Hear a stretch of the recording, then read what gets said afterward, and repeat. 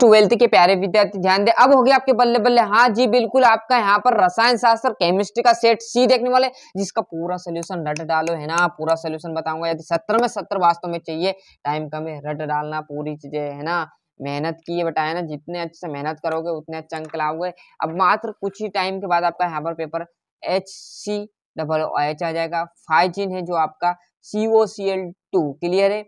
कौन सी लेथनाइट तो सीरियम आ जाएगा, 2 आ जाएगा। मीरबेन का तेल nitrobenzene.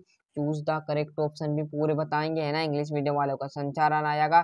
Choose the correct option, हाँ भैया जिस तरह से मैंने कहा था ना, हिंदी मीडियम इंग्लिश मीडियम पूरा 75 नंबर का यहीं पर समझाने वाला। बस मोस्ट इंपोर्टेंट क्वेश्चन है, रट डालना है ना।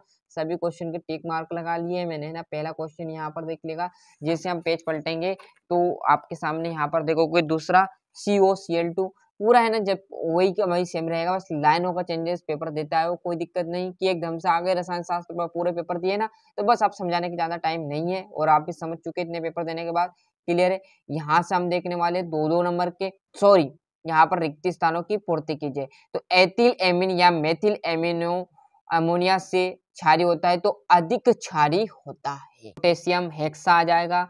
प्रोटीन की मौलिक इकाई है तो एमिनो अम्ल, क्या है एमिनो अम्ल। देखो मेहनत आपके हाथों में, बताना हमारे हाथों में। हम यहाँ से कह देंगे ये आप याद कर लो, यदि आप याद ही करोगे जब ही आपको अच्छे से अंक आएंगे, अन्यथा आपको अंक आने की आवश्यकता भी नहीं है, वो नहीं आएंगे है ना। प्रकाश रासायनिक अभिक्रिया, अंतराल संक्रमण आ जाएगा। और जैसे मैं पेज पलटू है ना, थोड़ी जल्दी जल्दी कर रहा हूँ, थोड़ा सा टाइम कम है हमारे पास, क्लियर है। वो लास्ट आपका पेपर है तो जी जान लगा दीजिए साथियों है ना। यहाँ फिल इन द ब्लैंक्स आ जाएंगे, सही जोड़ी है ना। डाई एजोनियम लवण है तो वो आपका जाएगा C6H5N2Cl है ना। प्राथमिक एमीन जो कि आपका रह जाएगा RNH2। ग्लूकोज की बात करें तो आपका तीसरा हेंडोहेक्सोस। और अमीनो एसिड मतलब आपका पेंटाइबंद और यूरेनोच विलियन। और यहाँ पर देखेंगे तो ये आपका जोड़ी आ जाएगा, क्लियर है। और जैसे हम इस पेज पर जाएंगे तो ये आपकी आ जाएगी बढ़िया से। यहाँ देखेंगे एक वाक्य में तो RNA अणुओं में थाइमिन के साथ पर या स्थान पर कौन सा पैरामिड होता है तो यूरेसिल पैरामिड होता है। संक्रमण धातुओं के लवण समांतर रंगीन होते हैं, मतलब DD संक्रमण के कारण होते हैं। बाल ऊन रेशम में उपस्थित प्रोटीन का नाम क्या है तो केरोटीन आ जाएगा। डेंट्रा एथिलेट और हिंसवर्ग अभिकर्मक का नाम लिखे तो बेंजीन सल्फोनिक क्लोराइड, क्या है बेंजीन सल्फोनिक क्लोराइड लिख लेना है ना। और यहाँ से देखेंगे तो हम ये चौथा क्वेश्चन इंग्लिश मीडियम वालों के जो कि मैंने पूरे भर दिए है ना, मेहनत कीजिएगा बेटा। यहाँ पर सत्यासत्य एंजाइम प्रोटीन होते हैं तो आपका सत्य एलिफेटिक एमीन अमोनिया से कम क्षारी होता है, ये भी आपको सत्य रहेगा। यहाँ से पूरा कंप्लीट कर लीजिएगा। जैसे हम इस पेज पर आएंगे तो आपका यहाँ पर देखिएगा है ना, ये आपका आ जाएगा 5वां जिसके सत्यासत्य आ जाएंगे।